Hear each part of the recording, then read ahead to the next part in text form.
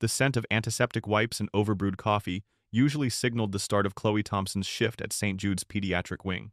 Today, however, a far more vibrant aroma filled the air: popcorn, sugary donuts, and the cloying sweetness of grape-flavored children's medicine. Chloe, a 26-year-old pediatric nurse whose idealism hadn't yet been entirely scrubbed away by the harsh realities of hospital bureaucracy, found herself volunteering at the annual Northwood Community Health Fair. It was a bright, bustling Saturday morning, a stark contrast to the usual hushed urgency of her working week. She knelt, eye level with a tiny whirlwind named Leo, who was doing his absolute best impression of a human-shaped tornado while a patient volunteer tried to take his blood pressure.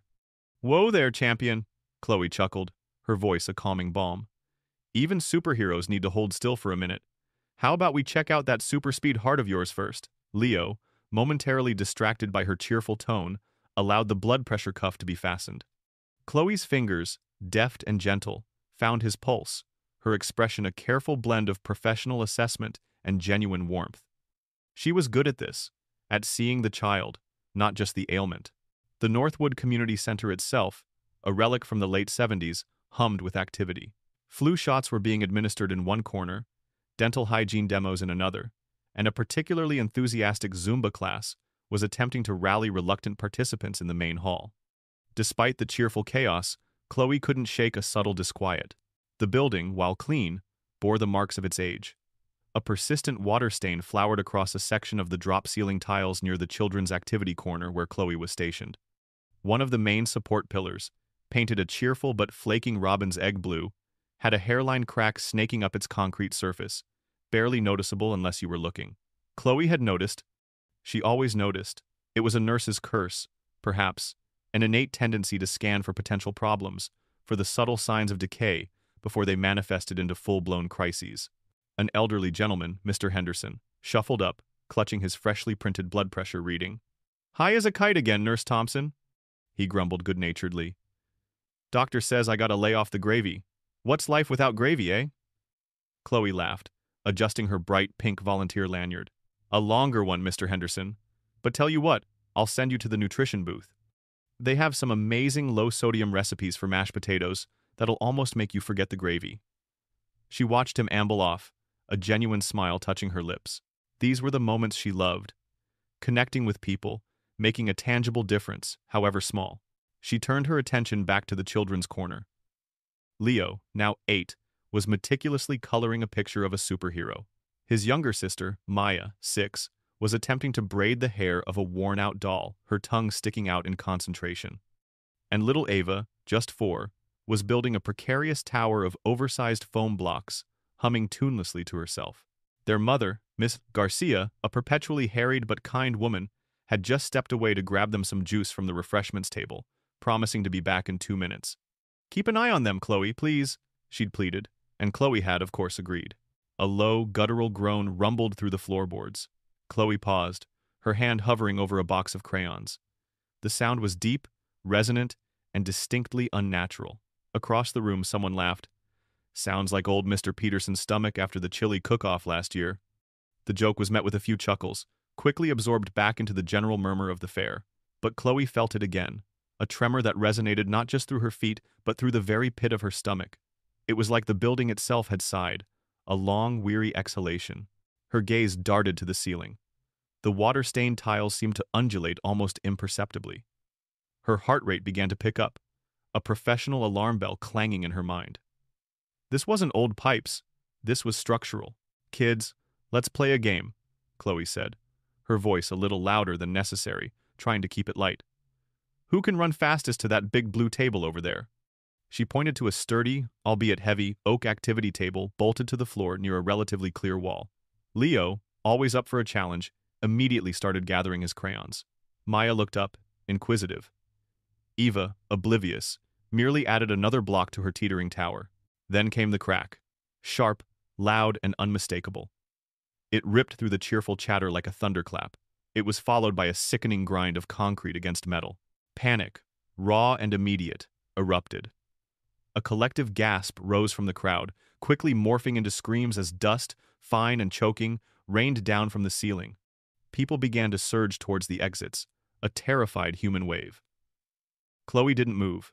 Her eyes were locked on the ceiling above the children's corner. A section, directly over Leo, Maya, and Ava, was beginning to buckle downwards, slowly at first, then picking up speed.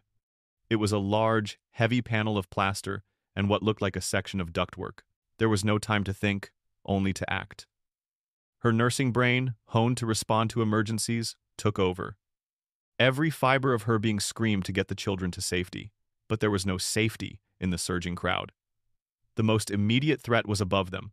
"Leo, Maya, Eva, here, now!" Her voice, surprisingly powerful, cut through the din. She lunged towards the heavy oak table. Years of moving cumbersome hospital beds, of maneuvering equipment, had given her a surprising strength. Gritting her teeth, muscles straining, she shoved the table. It scraped against the floor with a tortured groan, protesting its sudden movement, but she got it. She managed to tip it onto its side, creating a makeshift, if flimsy, barrier. "Get behind it! All of you! Now!" she commanded, pushing the terrified children with a surprising burst of adrenaline-fueled power. Leo, bless his brave little heart, didn't hesitate, scrambling behind the upturned tabletop. Maya followed, a whimper caught in her throat. Eva, bewildered, stumbled, and Chloe scooped her up, tucking her against her chest and shoving them both into the narrow, relatively protected space behind the table. The world exploded in a deafening roar. Splintering wood, shattering glass from nearby windows, the sickening crunch of collapsing plaster and concrete. The air filled with a blinding white dust that immediately choked her lungs. Chloe didn't even register the pain as a heavy beam or section of wall slammed against her left shoulder and back. Her only thought, her only instinct, was to protect the small, trembling bodies pressed against her. She threw her own body over them, forming a human shield, her arms wrapped tightly around the three children.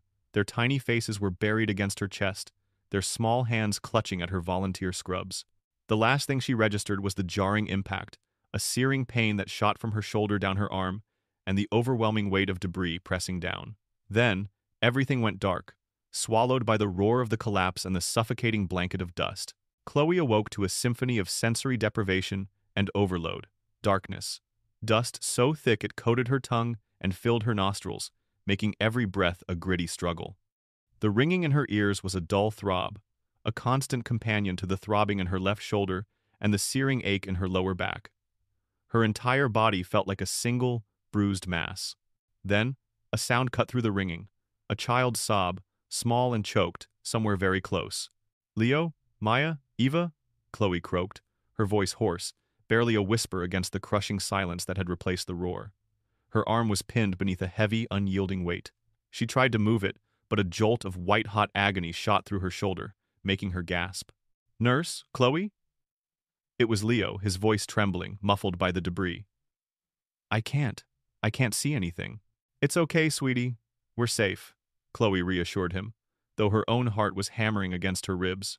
She couldn't see them either, but she could feel their small, shivering bodies pressed against her back, shielded by the upturned oak table that had somehow held. The space they occupied was cramped, a precarious void beneath a terrifying mountain of rubble. "Are you hurt?" "Where do you hurt?" "My head," Leo whimpered. Something hit it. Chloe, ignoring the throbbing pain in her own body, carefully reached behind her with her free right hand. Her fingers brushed against Leo's hair, then found a warm, sticky patch on his forehead. Even in the dark, she knew what that meant. Blood. And, judging by the consistent warmth, it was still flowing freely. "It's okay, honey. It's just a little cut. Nothing we can't fix." Her words were meant to be comforting, but a wave of urgency washed over her. A head laceration, even a minor one, could be serious if it bled too much. She needed light, supplies, or at least a way to apply direct pressure. From somewhere outside their small cave of debris, muffled by layers of concrete and splintered wood, she heard shouting. Voices, frantic and distant. Sirens wailed in the distance, growing steadily louder. Help was coming. But what about now? What about Leo's head? "Stay still, all of you," Chloe instructed, her voice regaining a professional edge despite the pain. She needed something. Anything. Her left arm was still trapped. The pain, a constant, sickening companion. She tried to shift, to pull it free, but it was useless. The weight was too great. With her good hand, she fumbled blindly at her scrubs. The pink volunteer lanyard, her ID badge. Nothing useful. Then, she felt the fabric of her own shirt. It was a sturdy cotton blend. Not sterile, not ideal, but it was something. Taking a deep breath, fighting against the nausea that threatened to overwhelm her, Chloe began to tear a strip from the hem of her shirt. The fabric ripped with a satisfying, if muffled, sound. "Leo, I need you to be very brave for me, okay?" she whispered, trying to keep her voice steady. "I'm going to put something on your head, right where it hurts. It might feel a little weird, but it's going to help stop the bleeding." She carefully guided his small hand to hold the makeshift bandage against his forehead. "Hold it there, just like that. Press firmly. Can you do that for me?" "Yes, Nurse Chloe," he bravely chirped, his voice still small but with a flicker of his usual determination. "Good boy," she praised, feeling a surge of pride despite the dire circumstances. Maya and Eva, still whimpering, pressed closer to her back. Chloe tried to offer what comfort she could, whispering reassurances, stroking their hair with her free hand. Every movement sent a jolt of pain through her dislocated shoulder and undoubtedly fractured rib, but her focus remained on the children. The shouting outside grew louder, closer. "Anyone in here? Can anyone hear me?" A male voice, authoritative, though still muffled. Chloe took a deep, dust-filled breath and yelled, "We're in here! 3 children and 1 adult! We're by the kids' activity corner, all conscious!" Her throat burned from the effort. "Ma'am, state your name and condition," the voice boomed back. "Chloe Thompson, registered nurse. My arm is pinned, possible dislocation and rib fracture. 3 children, Leo, Maya, and Eva Garcia. They're conscious. Leo has a head laceration. I've applied direct pressure." A pause. Then the voice, now much clearer, replied, "Copy that, Thompson. This is Officer Miller, City Police. Do not move. Do not perform any medical procedures. Are you a doctor?" Chloe's jaw tightened. "I'm a registered nurse, officer. The bleeding was arterial. I had to stop it. He was losing too much blood." The adrenaline, which had been sustaining her, began to mix with a simmering frustration. She was trapped, injured, and had just performed a life-saving intervention, and the first thing out of a first responder's mouth was a reprimand. "Ma'am, you are in a collapse zone, not a hospital.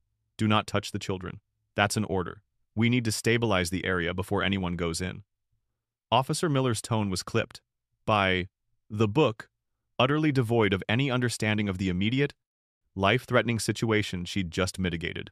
Chloe bit back a furious retort. "The area is stabilized, officer, or it was enough for me to tear my shirt to bandage a child who was bleeding heavily.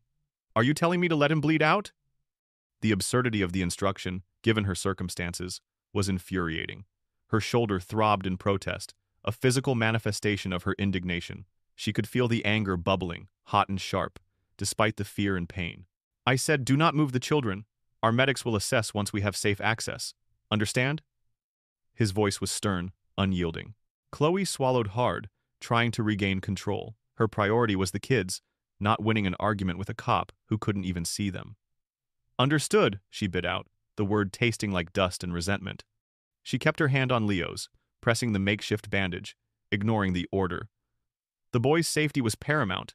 Official protocols be damned. This was the first taste of the bureaucratic wall she was about to slam into, a wall designed to protect systems, not people. The sound of heavy machinery, of metal scraping against concrete, began. Firefighters, bless them, were moving debris. The light slowly returned, first as a faint glimmer, then a widening crack above them. More dust fell, but this time it was accompanied by the hopeful sounds of voices. "We see them. Stand by, we're coming in." Relief washed over Chloe, so potent it almost buckled her knees. She could finally see the children. Their faces were streaked with dirt and tears, but they were alive. Leo's bandage, though crude, was holding, and the bleeding seemed to have slowed considerably. Firefighters, their faces grim under their helmets, carefully pried away the last of the larger debris. The oak table, miraculously, was largely intact, though scarred. "We got you, ma'am," one of them said, reaching in. Chloe, despite the searing pain, gently pushed him back. "The children first. They're okay, but get them out carefully." Paramedics swarmed in as the space widened. "Ma'am, we need to get you on a backboard," one of them instructed, already reaching for her. "No, wait!" Chloe protested, pushing herself up with a grunt of pain. Her left arm hung uselessly, but her eyes were still fixed on the children. "Check them first. Leo has a head lac. Maya and Ava are shaken but seem clear." She stumbled as they tried to guide her, her legs weak. Her focus, even in her injured state, was entirely on her young charges. "Ma'am, you're injured. We need to immobilize you." "I'm a nurse, I know what I'm doing," she snapped, her frustration boiling over. "They're kids. Check them first, please." A more experienced paramedic, noticing her unwavering gaze towards the children, nodded. "All right, let's get the kids out first, one at a time. Easy does it." Chloe watched as the children were carefully lifted from the debris. Leo, still holding his makeshift bandage, gave her a shaky smile. Maya reached out a small hand, which Chloe gently squeezed. Eva, finally free, burst into fresh tears, but they were tears of relief, quickly scooped up by another paramedic. Finally, her turn. As they gently maneuvered her onto a backboard, a wave of dizziness washed over her. The pain, which she had fiercely suppressed, now asserted itself with brutal force. She closed her eyes, trying to regulate her breathing. She heard snippets of conversation. Dislocated shoulder, probable rib fracture, contusions. But she shielded them. Amazing. The ambulance ride to St. Jude's, her own hospital, was a blur. She felt the bumps, the sirens, the voices of the paramedics, but her mind was already drifting, replaying the crash, the faces of the children, the cold voice of Officer Miller. She was coming home to St. Jude's, not as a compassionate caregiver, but as a patient, an injured hero.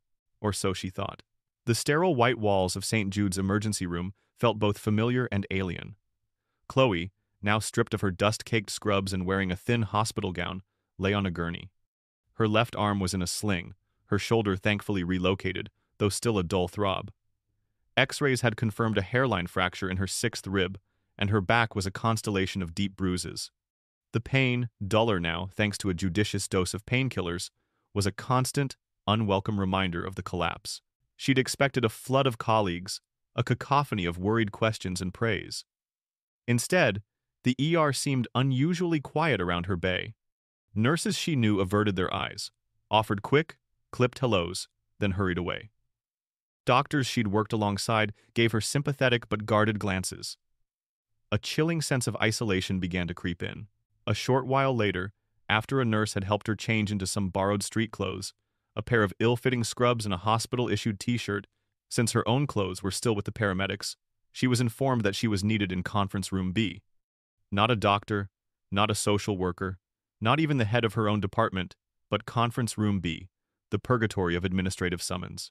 Chloe walked down the brightly lit hallway, her sling making her gait awkward, her back protesting with every step. The door to Conference Room B, a standard-issue heavy oak panel, felt unusually ominous. She pushed it open to find not a celebratory welcoming committee, but a tableau of grim faces. At the head of the polished mahogany table sat Mark Abernathy, Vice President of Risk Management. Abernathy was a man sculpted from beige-colored suits and an unyielding commitment to corporate liability. His face was a mask of cold efficiency, his eyes sharp and devoid of warmth. To his right sat Ms.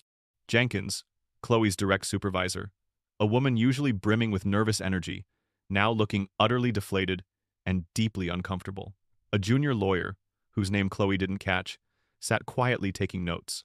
No one offered her a chair. No one asked how she was. Abernathy cleared his throat, the sound sharp and metallic in the silence. "Miss Thompson, thank you for coming." His words were a formality, not an expression of gratitude. "Please, take a seat." He gestured to the empty chair directly opposite him, placing her firmly in the hot seat. Chloe sat, wincing as her injured rib pressed against the chair back. She looked from Abernathy to Miss Jenkins, who offered a fleeting, apologetic glance before looking down at her hands. "Let's get straight to it, Miss Thompson," Abernathy began, his voice flat and even. "We understand you were involved in the Northwood Community Center incident yesterday." "Yes," Chloe replied, her voice steady despite the apprehension coiling in her stomach. "I was volunteering there." "Volunteering," Abernathy repeated, a hint of disdain in his tone. "And during this voluntary activity, you identified yourself as a registered nurse and performed medical procedures on minors who were not under the direct care of this hospital, nor under the supervision of a physician?" Chloe frowned. "I didn't identify myself as a nurse, Mr. Abernathy. I am a nurse, and I didn't perform a procedure.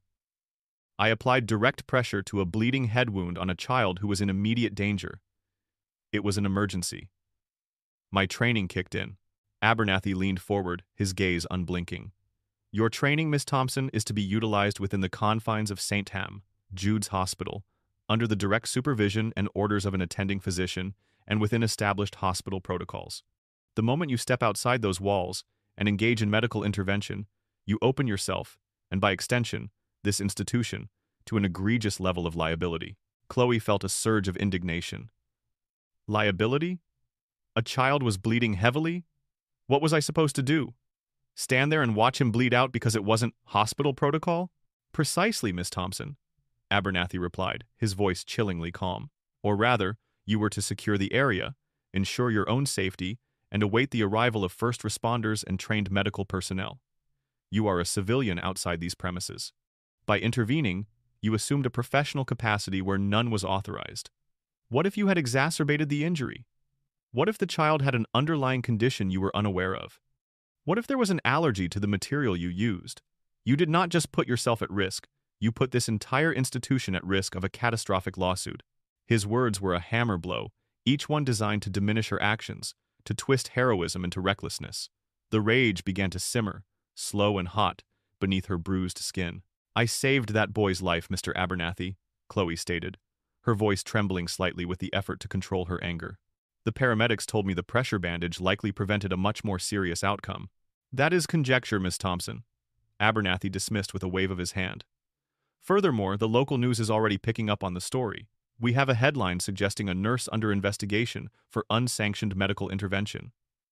Do you understand the damage this does to St. Jude's reputation? To our brand of compassionate care?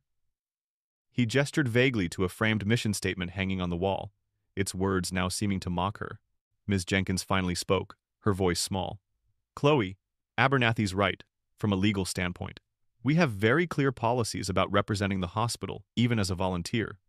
And any medical act, even a Good Samaritan Act, can be challenged if it's outside your scope and without physician oversight. My scope is nursing, Chloe retorted, unable to keep the frustration out of her voice. My oath is to care for the sick and injured. It doesn't come with a geographical boundary. Abernathy cut her off sharply. Your oath, Ms. Thompson, is tied to your employment contract, and that contract clearly delineates your responsibilities. As of this moment, you are being placed on administrative leave, effective immediately, pending a full internal investigation into your conduct. Chloe stared at him, aghast. Administrative leave? For saving children? For jeopardizing the hospital's legal standing?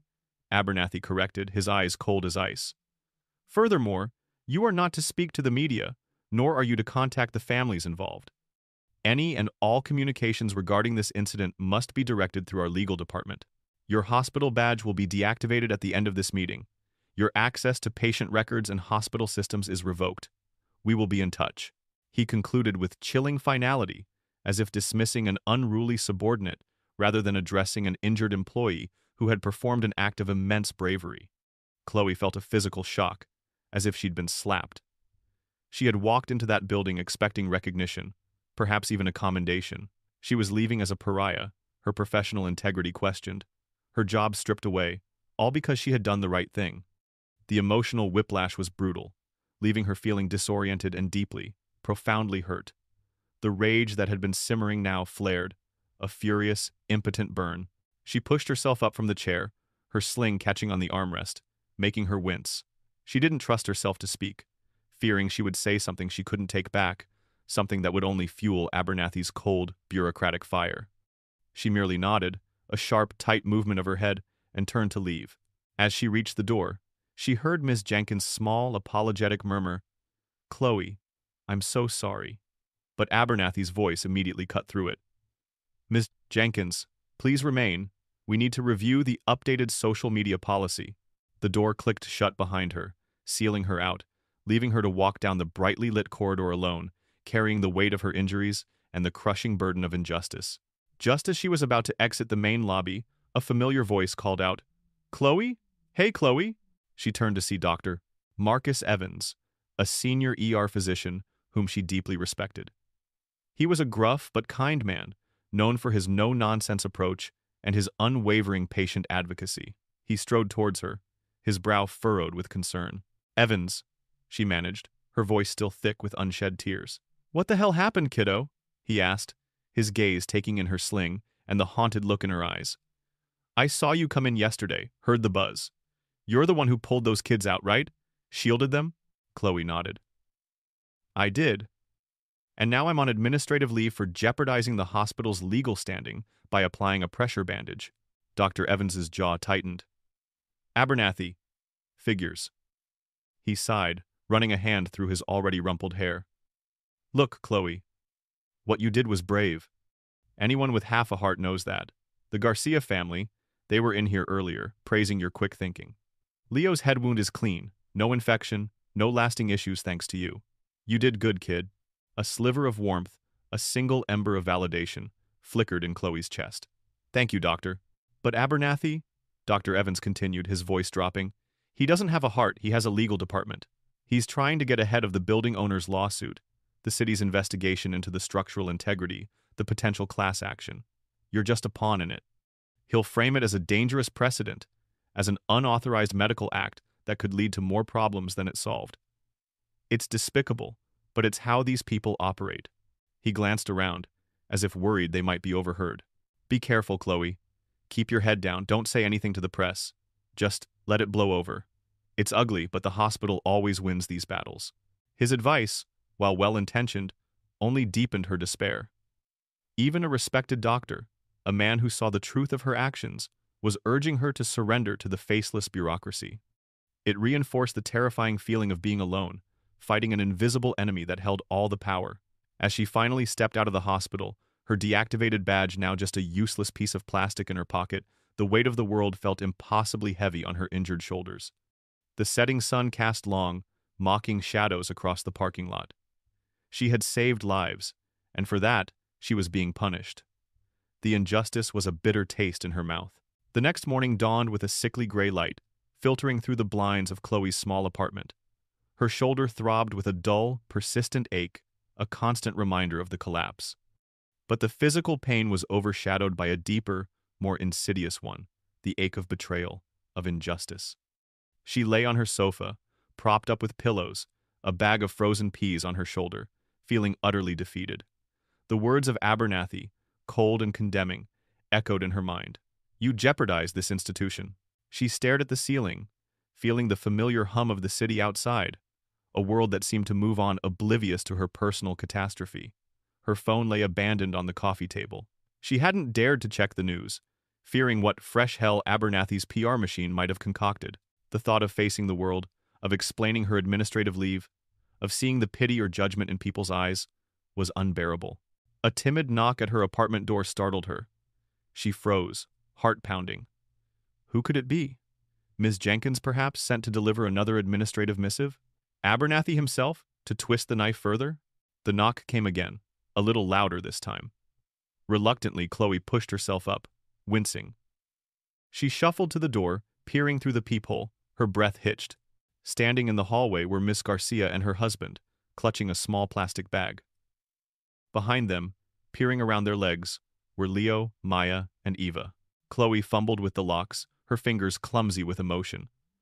The moment the door opened, Ms. Garcia burst into tears. "Oh, Chloe!" she sobbed, rushing forward and pulling Chloe into a gentle, one-armed embrace, careful of her sling. Mr. Garcia's hand landed on her good shoulder, squeezing it with heartfelt gratitude. "We found your address through a friend of a friend," Miss Garcia explained, tears streaming down her face. We had to see you, to thank you."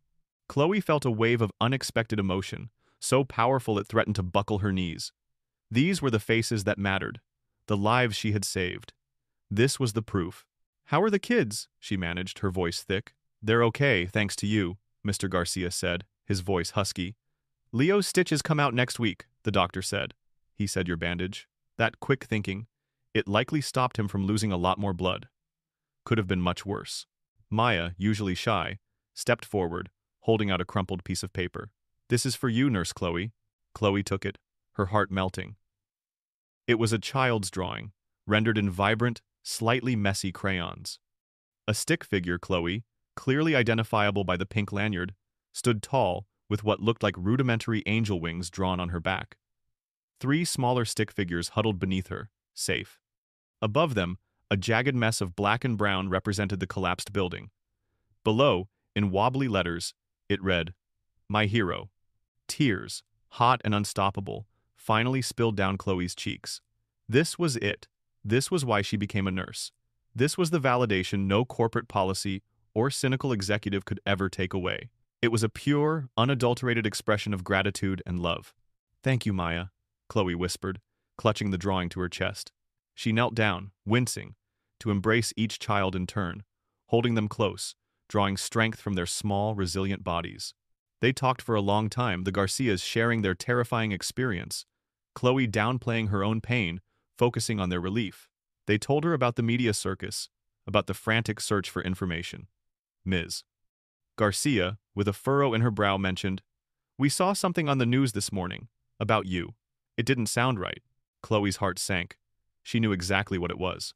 After the Garcias finally left, promising to stay in touch, Chloe found the courage to turn on her small, ancient television.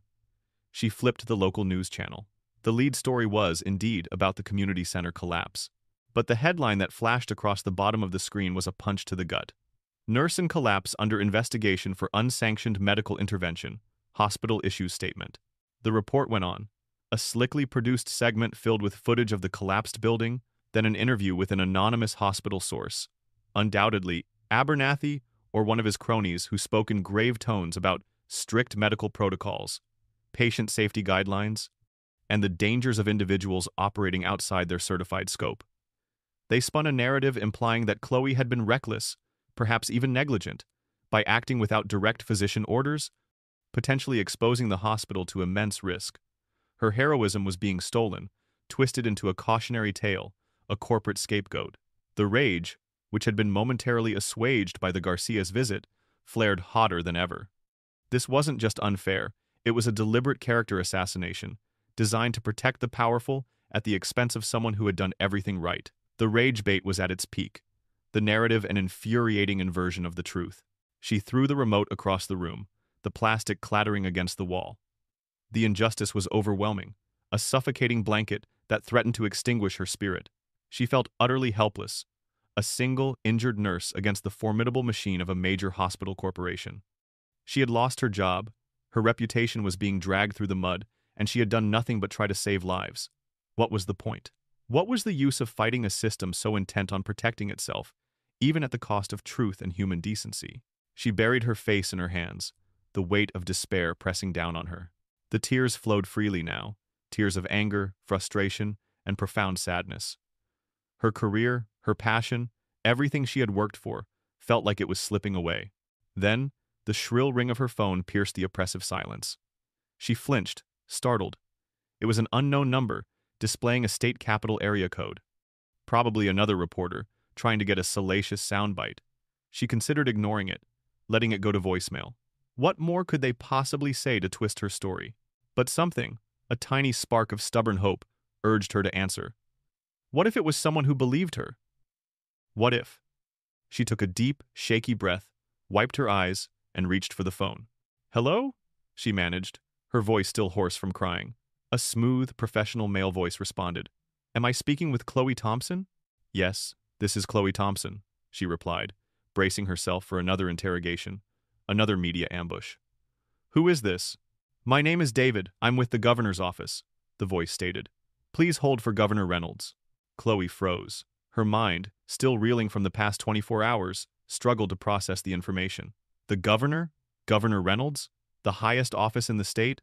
Her heart hammered against her bruised ribs. A click, then a new voice, deeper, more resonant, filled her ear. It was unmistakable, the voice she had heard countless times on the news, addressing the state during emergencies and press conferences. "Miss Thompson? This is Governor Reynolds." Chloe was speechless, a moment of stunned, disbelieving silence stretching between them. "Miss Thompson, are you there?" the governor asked, a hint of concern in his tone. Yes, Governor, I'm here. I'm so sorry, I'm just a little surprised." Governor Reynolds chuckled, a warm, genuine sound that immediately put her slightly at ease. "I can imagine. Look, I just got off the phone, first with Fire Chief Miller. He briefed me on the rescue efforts. And then, I had the privilege of speaking with the Garcia family." Chloe's breath caught in her throat. "The Garcias? They had reached out to the governor?" "They told me what you did, Miss Thompson," Governor Reynolds continued, his voice losing its professional formality and gaining a note of sincere admiration. How you shielded those children, how you took the brunt of the collapse, how your quick thinking with that improvised bandage likely prevented a much more serious injury for young Leo. I heard about Officer Miller's initial report, and frankly, I heard some of the less accurate media coverage this morning. But Fire Chief Miller and the Garcias painted a very clear picture for me. You are a hero, Miss Thompson. Plain and simple. Chloe felt a wave of dizzying relief, so profound it almost made her weep again. Not a legal problem, not a liability, not a protocol violation. A hero. Plain and simple. From the governor himself. Thank you, Governor, she stammered, overwhelmed. No, Miss Thompson, thank you, he corrected gently. Your courage, your selfless act, it represents the very best of our state. I want to meet you. I want to thank you in person. Would you be willing to come to the governor's mansion tomorrow afternoon? I'd like to honor you publicly for what you did. The words hung in the air, sparkling like jewels in the dim light of her apartment. After the cold, sterile condemnation of Abernathy, after the soul-crushing despair of the morning, this call was a lifeline, a powerful, unexpected turning point. The highest authority in the state had seen through the noise, bypassed the petty, vindictive bureaucracy, and recognized the truth. Chloe Thompson, the reckless nurse, was being called to the governor's mansion. The game had just changed. The news of Chloe Thompson's impending meeting with Governor Reynolds spread like wildfire. A well-placed leak from the governor's press office, perhaps a deliberate countermeasure to the hospital's damage control, hit the wire services late that afternoon. The narrative, which had been so carefully spun by Abernathy, immediately began to unravel. The local news station that had dutifully reported on the nurse under investigation now frantically corrected course. Their evening broadcast led with the headline, Governor to honor Northwood heroine, Nurse Chloe Thompson to receive state recognition. Reporters, who had ignored her apartment the previous day, were now camped outside, desperate for an exclusive interview with the Angel of Northwood. Her phone, which had been silent, now rang incessantly with media requests. Chloe, following the governor's press team's advice, politely declined them all, focusing instead on preparing for her meeting. The next morning, Chloe received a curt, urgent email. Subject: Mandatory meeting. Miss Thompson. Sender: Mark Abernathy. The tone was still imperious, but she detected a faint undercurrent of desperation. The power had irrevocably shifted. She arrived at the hospital an hour before her scheduled meeting with the governor, a quiet defiance in her gait, despite the lingering discomfort from her injuries. Her sling was still a visible reminder, but today, it felt less like a mark of vulnerability and more like a badge of honor. She walked into conference room B. Abernathy was there, alone this time. His meticulously combed hair seemed a little less perfect, his suit a touch more rumpled. His face was pale, a thin sheen of sweat visible on his forehead. He stood when she entered, a forced smile playing on his lips. Ms. Thompson, he began, his voice now noticeably softer, almost conciliatory. Thank you for coming in on such short notice. Please, sit. He gestured to the same chair she'd occupied yesterday, but this time there was an air of nervous deference in his posture. Chloe remained standing. Her voice, when she spoke, was calm, clear, and unwavering. No thank you, Mr. Abernathy. I prefer to stand. Abernathy cleared his throat, visibly uncomfortable. Right. Well, I wanted to inform you of some developments. Following a swift and thorough review of the incident at the Northwood Community Center, and considering all available evidence, including the testimony of the Garcia family and Fire Chief Miller's official report, the hospital has decided to fully reinstate you, effective immediately. Your administrative leave is rescinded. Your badge will be reactivated, and you can return to your duties on the pediatric floor as soon as you are medically cleared. He offered her a thin, practiced smile, clearly expecting her to leap at the offer, grateful for the reprieve. We understand that in times of crisis, extraordinary measures are sometimes taken. We applaud your courage, Miss Thompson, and we are proud to have you as part of the St. Jude's family. He attempted to spin his previous actions as standard procedure in a chaotic event, as if his condemnation had simply been a necessary formality. Chloe listened, her expression unreadable. She felt the rage, yes, but it was no longer a hot, impotent burn. It was a cold, controlled fire, fueling a clarity she hadn't possessed yesterday. You applaud my courage, Mr. Abernathy? Chloe finally said, her voice quiet but piercing. Yesterday you interrogated me. You accused me of jeopardizing this institution. You suspended me. You leaked a defamatory story to the press, painting me as reckless and irresponsible. All for applying a pressure bandage to a child who was bleeding? All for doing my job, for honoring the oath I took. Abernathy shifted uncomfortably, his eyes darting around the room as if seeking an escape. Miss Thompson, there were misunderstandings. We had to protect the hospital's interests. You must understand. I understand perfectly, Mr. Abernathy, Chloe countered, taking a step closer, her gaze unwavering. I understand that your interests supersede human lives. Your protocol is more important than a child's well-being. Your first instinct wasn't to ask if I was okay or if the children were okay. It was to calculate liability. You treated a human being who saved 3 lives like a legal problem. She reached into her bag and pulled out a folded piece of paper. It was a printout of the hospital's mission statement, the very one hanging on the wall of the conference room. She unfolded it and held it up. This says compassionate care, community first. Tell me, Mr. Abernathy, how does placing a nurse on administrative leave for saving children and then attempting to smear her reputation align with compassionate care? How does protecting the hospital's image over recognizing genuine heroism align with community first? Before Abernathy could formulate a response, the door to conference room B opened, and Dr. Evans walked in, a thick manila file tucked under his arm. He looked pointedly at Abernathy, then gave Chloe a small, encouraging nod. Dr. Evans, Abernathy spluttered, clearly thrown off. This is a private meeting. Is it? Dr. Evans replied, his voice gruff. I thought it was about Miss Thompson, and as her physician and a senior staff member, I believe I have every right to be present, especially since I'd like to add something to the review of the incident. He walked over to the table and placed the manila file down with a decisive thump. This is the official medical report on Leo Garcia, Mr. Abernathy, Dr. Evans announced, opening the file. It clearly states, head laceration, effectively managed pre-hospital by improvised direct pressure. Intervention noted as textbook perfect, significantly reducing blood loss and preventing potential complications related to hypovolemia. Life-saving actions by Miss Thompson are acknowledged. He looked directly at Abernathy. For the record, Mr. Abernathy, Ms. Thompson's actions were not merely brave. They were medically sound, effective, and quite literally life-saving. Any insinuation to the contrary is a gross misrepresentation of the facts and an insult to her professional integrity. Abernathy's face, already pale, now seemed to drain of all color. He was trapped, cornered by the truth and the unexpected arrival of an ally.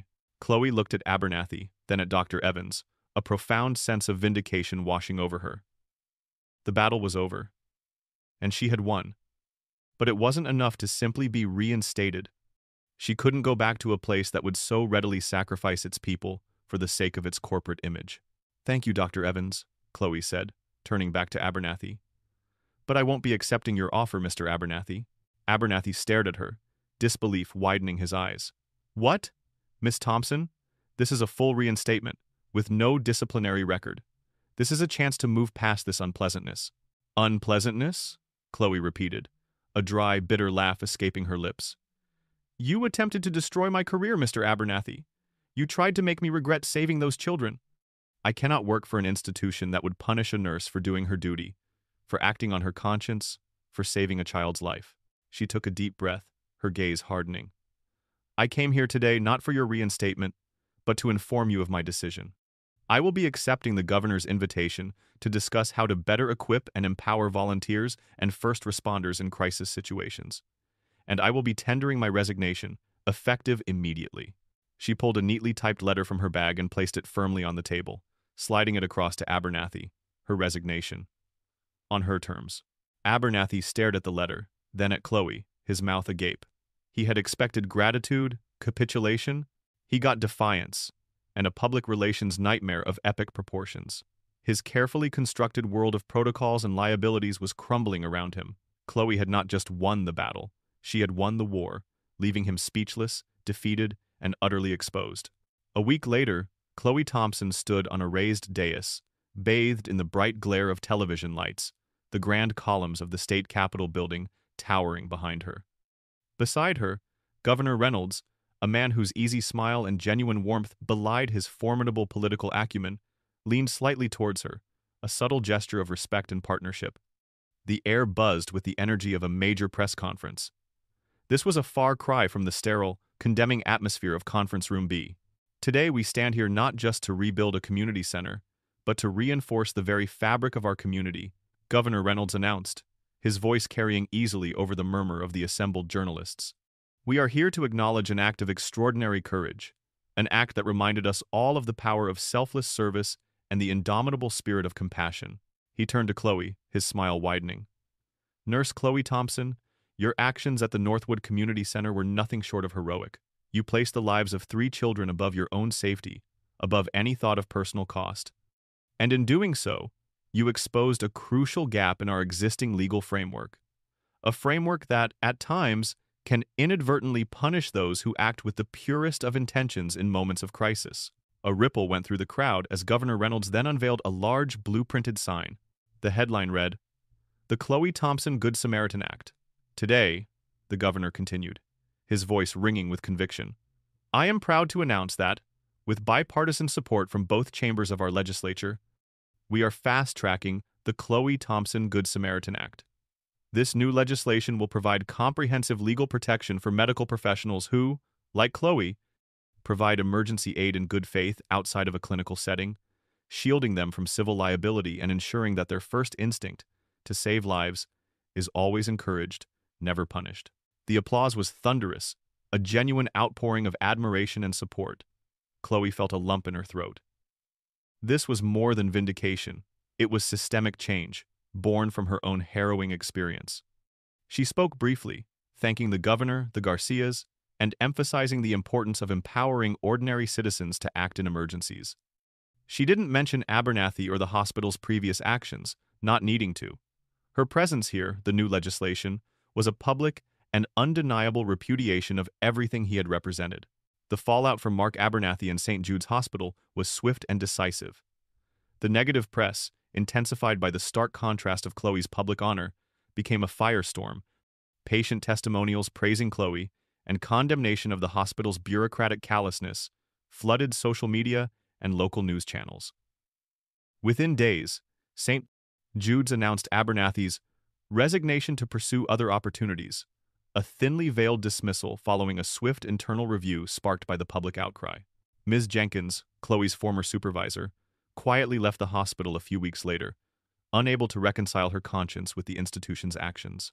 The final scene of Chloe's story unfolds a few months later, on a sun-drenched Saturday morning.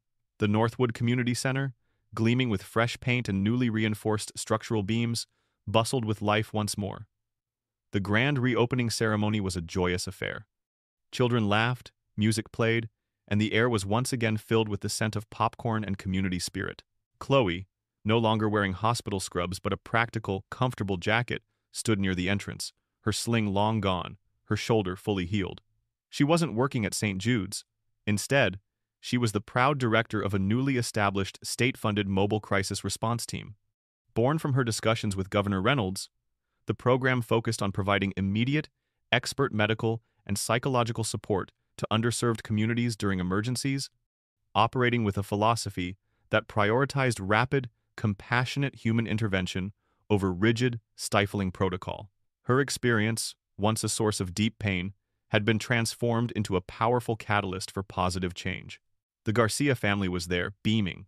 Leo, his small scar a faint line on his forehead, was running around with boundless energy. Maya, clutching a new doll, spotted Chloe. Her face lit up, and she darted through the crowd, Eva toddling excitedly behind her. "Nurse Chloe," Maya squealed, launching herself into a hug. "Hey there, my little artist," Chloe said, embracing her warmly. "How are you doing?" "Good, look!" Maya held up a fresh drawing, drawn on crisp white paper this time. It depicted Chloe, tall and smiling, standing next to Governor Reynolds, both figures rendered with bright, confident angel wings. Below them, a vibrant, bustling community center. The words, still a little wobbly but much clearer, read, "Our Heroes." Chloe's eyes welled up, not with tears of sadness, but of profound joy. She knelt, embracing the children once more, feeling the warmth of their gratitude, the living proof of her purpose. She had faced down injustice, navigated bureaucracy, and emerged not just vindicated but empowered. Her story, which began in the darkness and dust of a collapse, had blossomed into a testament to the enduring power of compassion and a beacon for a new, more humane way forward. The Angel of Northwood had found her true wings, not in a hospital, but in the heart of the community she was always meant to serve.